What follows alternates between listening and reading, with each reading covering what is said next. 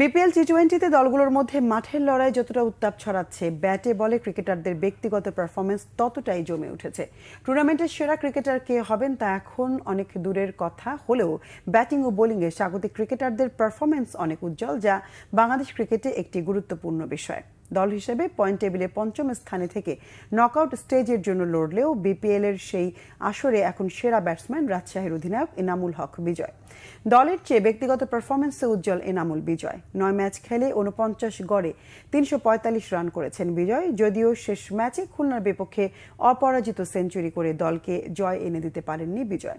ঢাকার ওপেনার তানজিদ হাসান তামিম 9 ম্যাচে 330 রান নিয়ে টুর্নামেন্টের দ্বিতীয় সেরা ব্যাটার। খুব খারাপভাবে টুর্নামেন্ট শুরু করলেও ধীরে ধীরে নিজেকে ফিরে পাচ্ছেন লিটন দাস। ঢাকার এই ব্যাটার 8 ম্যাচে 1 সেঞ্চুরিতে 323 রান নিয়ে আছেন তৃতীয় স্থানে।